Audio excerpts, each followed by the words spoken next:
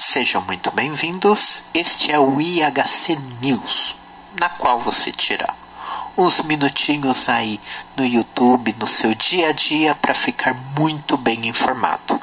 E este é o vídeo número 2 dessa nossa jornada. Vamos lá?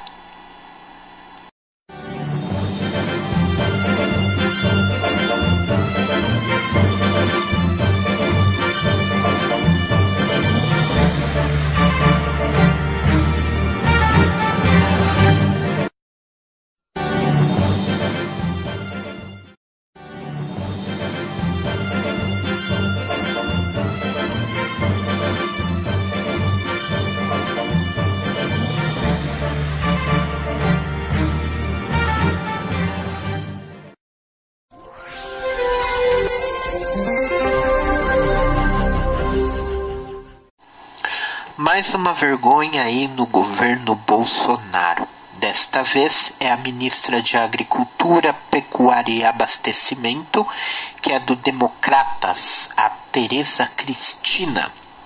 O que ela diz, abre aspas, agricultura para países que tiveram guerras, que passaram fome, é questão de segurança nacional. Nós nunca tivemos guerra. Nós não passamos muita fome, porque temos manga nas nossas cidades. Nós temos um clima tropical. Nós temos miséria e precisamos tirar o povo da miséria. Fecha aspas. Essa frase ela foi dita durante um depoimento na Comissão de Meio Ambiente e Desenvolvimento Sustentável na Câmara dos Deputados. Ou seja, é um assunto completamente bizarro, completamente surreal. Uma ministra que deveria ser muito preparada, que deveria ter o seu discurso muito bem ensaiado, falar que no Brasil não passamos fome porque temos manga para nos alimentar.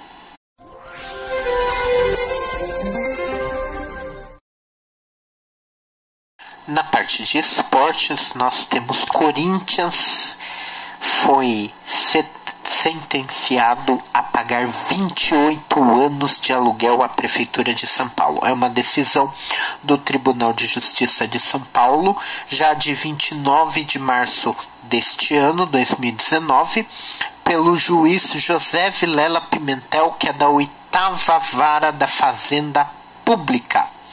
Então, dentro desta decisão, nós temos o time obrigado a pagar em torno de 28 anos de aluguel por parte do terreno na qual se situa o Parque São Jorge, né, que é antes desse novo estádio ali em Itaquera. O valor ainda não foi estipulado porque ainda deverá ser calculado, mas já para pegar uma base, esse aluguel começa a correr a partir de 9 de agosto de 1991. Então, bota tempo nisso, né? Por que eles ainda não tinham pago por todo esse tempo? Desde a época da prefeita Luísa Erundina, havia um decreto lá em 1991 que tirava a obrigação do Corinthians a pagar os aluguéis por parte do terreno do Parque São Jorge. O argumento agora, depois de 28 anos que o Tribunal de Justiça de São Paulo fornece, é o seguinte: é um uso de terreno público que pode provocar um enriquecimento ilícito. Esta notícia ela foi vinculada pela Sport UOL, Arthur Sandes, de 5 de abril deste ano. Tá? E só falar a respeito do governo Bolsonaro lá, da Tereza, falar das mangas, né, que desejo que ela tenha uma belíssima plantação, e não vou nem falar para não faltar com respeito a vocês que assistem por onde que ela deveria comer aquelas mangas, mas foi vinculado por vários portais e eu tirei do noticias.uol. O Alex Tajara de 9 de abril deste ano.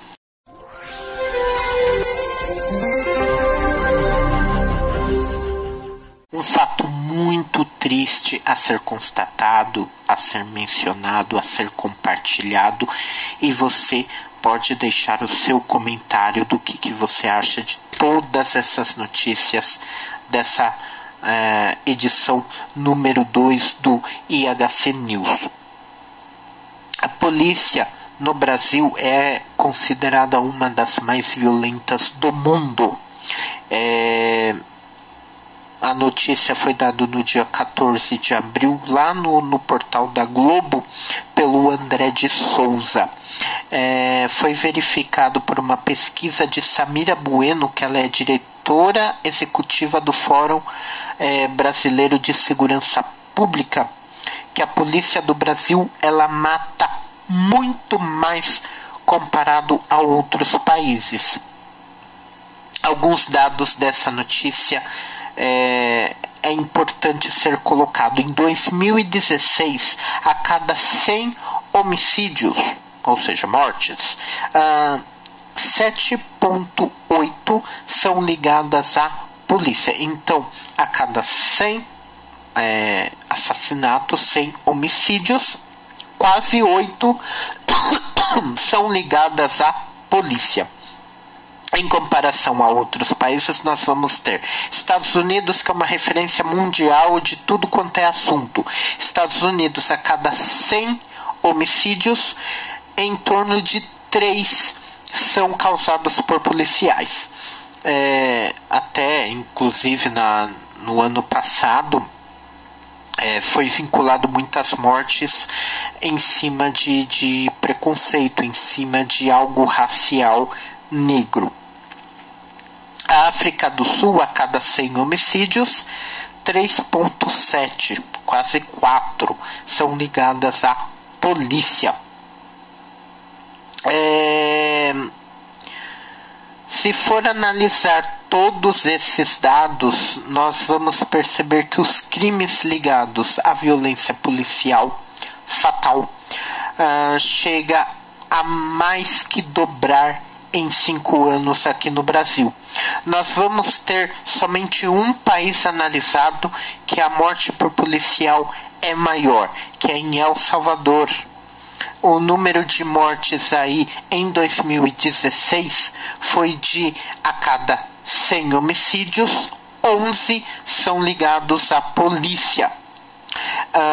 Porém, até 2014, o Brasil sempre liderou essa lista.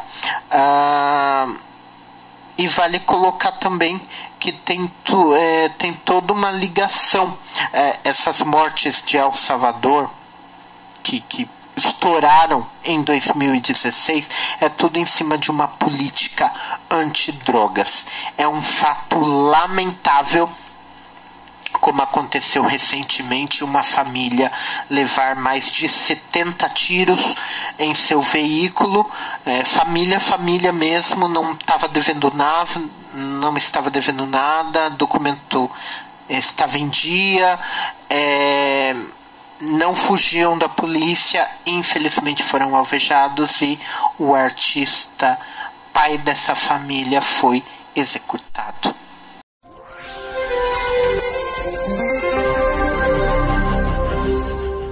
A minha intenção ao fazer esses vídeos não é ter partido político, ter propaganda política.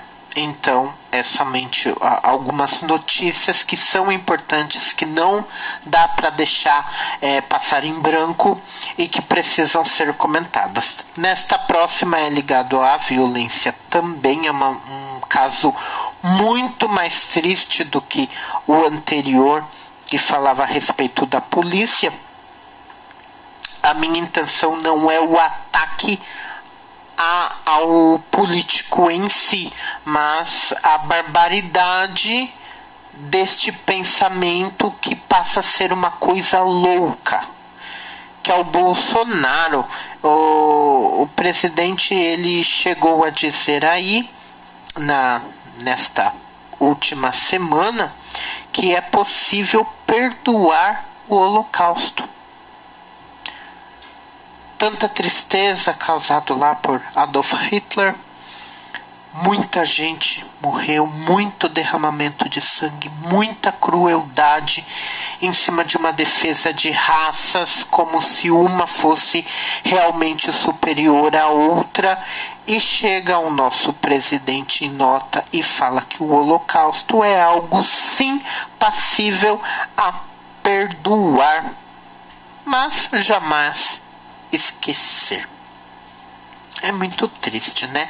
Além daquele antigo, graças a Deus, ministro da Educação do governo Bolsonaro também, que queria, no caso que ele já saiu, que queria a mudança da grade curricular para exaltar e tirar fatos que foram contrários ao regime da ditadura militar aqui do Brasil. Queria tirar a ideia aos nossos jovens no dia de hoje que não houve uma ditadura militar, mas sim foi o melhor período vivido aqui no Brasil.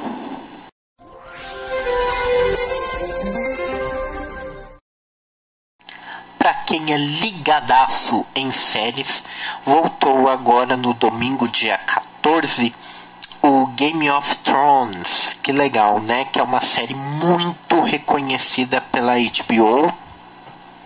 E voltou trazendo bastante encontros e reencontros e matando a saudade de tantas pessoas que acompanham episódio por episódio dessa série maravilhosa, né? Então, uma das coisas, fiz uma boa pesquisa, porque eu não acompanho fielmente, leio bastante coisa a respeito, mas eu tenho que ter cuidado para não dar spoiler nem nos episódios novos, nem nos episódios de temporadas antigas, porque tem pessoas que ainda estão acompanhando as temporadas antigas, né? Mas nós temos o Jon Snow e a Daenerys, que chegam ao Winterfell com acontecimentos que passam a provar que a política nos Sete Reinos é uma coisa muito complicada, é algo muito difícil, mas não entrarei em muitos detalhes. A notícia, como outras, estarão no link aí, entretenimento.uol, pela Beatriz Amêndola. Notícia vinculado no dia 14 de abril de 2019.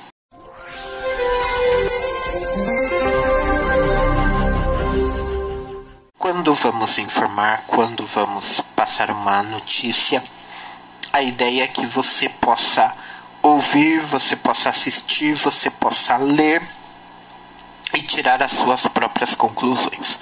Infelizmente, como eu já falei em vários vídeos aqui do canal, a ignorância é uma peça-chave para que o governo continue a monopolizar, da mesma forma que a própria mídia utiliza a ignorância para monopolizar a massa, né? Eu espero que você que esteja aqui no canal, você esteja desprendido do senso comum, que você esteja em busca constante do senso crítico, que não seja somente um portal ou um outro determinado portal que diga a verdade, mas somente passar uma informação, e quem vai ter a criticidade, quem vai ter a forma de pensar nessa notícia acaba sendo exclusiva sua mesmo, né? Uma coisa desagradável, porque é um jornalismo muito bom, é um jornalismo com muito investimento, mas é um jornalismo que atualmente ataca muito o governo, ataca muito Bolsonaro, como vocês já devem ter percebido, e nós temos um fato triste contra o prefeito do Rio de Janeiro, que é o Marcelo Crivella. Falo da Rede Globo de Comunicação, que acusa o Crivella de algumas coisas, de algumas falas, porém o que se percebe, o que se nota é é que houve uma montagem, uma modificação na hora de editar, na qual deixa o Marcelo Crivella, que é o prefeito do Rio de Janeiro, em uma situação completamente de saia justa. Esta se refere ao acontecimento lá da tragédia, infelizmente, das chuvas causaram no Rio de Janeiro muito alagamento, muita destruição, muitas mortes. Marcelo Crivella, com muita boa vontade, deu uma coletiva de imprensa no dia 11 de abril, semana passada, e a fala do Marcelo Crivella foi a seguinte, abre aspas: a cidade do Rio de Janeiro, desde a minha infância, sofre problemas no trânsito. Esses são corriqueiros, são problemas que a gente enfrenta por causa da nossa topografia, fecha aspas. Essa foi a fala dita para várias redes, para várias emissoras, na coletiva de imprensa, quando falava a respeito da tragédia dessa última chuva causou lá. Então, pela fala, você lê a fala de uma forma inteira, você entende que o que ele fala que corriqueiro é um problema de trânsito. Todo dia tem trânsito, não somente no Rio de Janeiro, como em São Paulo temos problema com trânsito. Curitiba temos problemas com trânsito. Várias cidades grandes em horários de pico têm problemas com trânsito. Esses problemas são corriqueiros. São problemas que precisam de olhar, precisam de investimento, principalmente num transporte público de qualidade, porém são problemas que todo dia você encontra e são problemas que todo dia se resolvem. Temos o trânsito, mas depois de um certo horário não temos mais esse trânsito, né? Então esses são problemas corriqueiros, são problemas do cotidiano, mas não se refere à tragédia, à chuva, ao alagamento, à destruição, a pessoas perdendo propriedade, perdendo móveis, perdendo a própria vida. A Rede Globo, infelizmente, fez um corte dessa fala e acabou colocando que o que deu para entender, e eu acabei acompanhando essa reportagem, que Marcelo Crivella se referiu ao desastre, à tragédia, como sendo um problema corriqueiro. Marcelo Crivella se irritou, não quis mais dar entrevista para a repórter da Rede Globo, e depois a nota da prefeitura, a Globo caiu matando, e a prefeitura do Rio de Janeiro deu a sua nota de esclarecimento. Abre aspas: de forma desrespeitosa, os jornalistas da TV Globo têm dirigido perguntas ao prefeito Marcelo Crivella na tentativa de pôr na boca do prefeito declarações que ele não fez. Fecha aspas. Essa notícia que falo a vocês está no noticias.r7 do Domingos Fraga, do dia 12 de abril deste ano.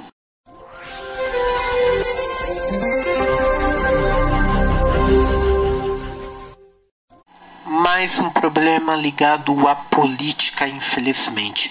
Quando fala que a Venezuela é muito boa, que o presidente atual é maravilhoso, temos até pessoas do PT, Gleisi Hoffmann, não tenho problema nenhum de falar, esteve na posse lá, e é um tremendo absurdo. Sabemos que passam fome, sabemos que passam dificuldades de energia. O pessoal tem que sair de lá. O dinheiro não é mais valorizado. As pessoas estão no desemprego, estão desesperadas. Então, no Brasil, como faz fronteira, temos um crescimento alarmante de refugiados venezuelanos. É muito triste, né, gente? Em 2015, falando de números de refugiados no Brasil, sendo de qualquer país, o número de 2015 são 16 mil refugiados, independente de que país seja, pediram ajuda aqui no Brasil. Em 2018, esse número aí, em 3 anos, ele pulou de 16 mil para 79 mil pedidos de refúgio. Só em 2019, ainda vale colocar que dentro desses 79 mil pedidos de refúgio, 77% é só de venezuelanos. A situação é muito crítica, é uma situação muito ruim. E como nós tivemos Gleisi Hoffmann batendo palma lá, já que o Lula não pôde ir, todo mundo sabe o porquê, né? Imagine se o PT conseguisse ganhar uma eleição com toda o apoio do PSOL, com todos os apoios que eles possuem, que viram uma cretinice de tamanho, que é roubar, enganar o povo, jogar a desculpa da pobreza, dar aquele beijinho no pobre, né, enquanto dá 100 reais por filho de Bolsa Família, arrecada milhões e leva embora milhões em triplex, em sítio, em empreiteiras, em estatais. Tudo isso nós temos. Imagine se a política brasileira, como o PT, fosse ligado à Venezuela, porque Gleisi Hoffmann, como presidente nacional do PT, foi apoiar a ditadura lá de Maduro. Se é capaz de aplaudir a ditadura da Venezuela, imagine o que poderia fazer conosco. Um país rico, um país que mais paga impostos no mundo, que mais arrecada e que menos tem. Você não tem segurança, você não tem educação de qualidade, você não tem saúde de qualidade. O desemprego cresce a cada dia em números alarmantes. Se fosse uma maravilha o mandato dele lá, não teríamos 77% em 2018 pedidos de refúgio de venezuelanos. Tá? Em 2019, esse número já passa dos 17 mil pedidos. A análise de um pedido, como você sabe que o Brasil tudo é burocrático, tudo demora, tudo precisa de papel. Uma análise de pedido de refúgio pode demorar cerca de 2 anos, mas como o número só cresce, é capaz que quem entra com o pedido demore muito mais. E você não tem o pedido aprovado, você não tem uma documentação, você não consegue procurar um emprego formal com carteira assinada. Quando eu falo, eu sei que é redundante, emprego formal e emprego com carteira assinada é a mesma coisa. Eu falo só para dar uma ênfase, ok? A China, a população chinesa que pede abrigo aqui no Brasil está em segundo lugar nesses números, tá? Segundo o Comitê Nacional para Refugiados, que é o CONARE. Essa notícia está no portal O Globo, pelo Dimitrios Dantas, do dia 14 de abril.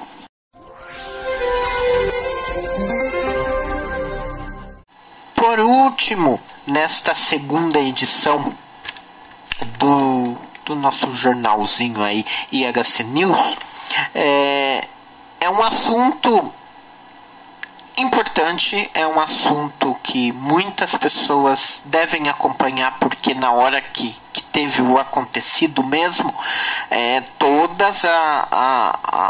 todos os veículos, todas as mídias caíram em cima e fizeram várias reportagens, porque a mídia gosta de fazer aquela cena, aquele circo durante o desastre, e depois o assunto morre. Porém, o jeito aqui foi colocado de maneira extremamente cômica. Eu vou fazer a leitura do jeito que o jornal Meia Hora lá do IG abordou o assunto, que é o Dr. Bumbum. Ele vai encarar a primeira vara nesta terça-feira, no caso já foi, né? O Dr. Bumbum, todo mundo sabe que é o Denis Furtado. Ele foi interrogado na terça, dia 16. No caso, eu estou gravando na madrugada já do dia 17. A primeira vara criminal lá do Tribunal de Justiça. Foi interrogado também a mãe dele, que é médica, a dona Maria de Fátima Furtado, e também a namorada do Denis, que é a Renata Cirne.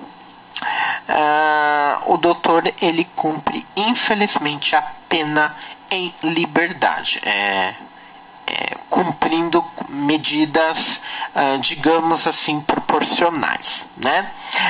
Ele é acusado da morte da bancária Lilian Calisto, que isso aconteceu, ele está sendo ouvido, mas isso aconteceu lá em julho do ano passado. A Lilian, que tinha 46 anos, ele passou mal após um procedimento que infelizmente não foi realizado em um lugar habilitado a ser feito um procedimento, mas sim uma cobertura na Barra da Tijuca, que fica na zona oeste do Rio de Janeiro. Serve de alerta. Vai fazer um procedimento estético, é liberdade de todo mundo, né? Você tem condições para isso, porém não vá no mais barato e também não faça fora de um centro habilitado cirúrgico, como foi o caso dela, que provavelmente pagou um preço mais barato porque não tinha toda os equipamentos ali e acabou sofrendo penas irreparáveis. Isso quando a pessoa paga, a pessoa tem uma contraindicação, a pessoa tem um inchaço, a pessoa tem uma rejeição, né, da substância utilizada. Mas infelizmente o caso dela foi a morte mesmo.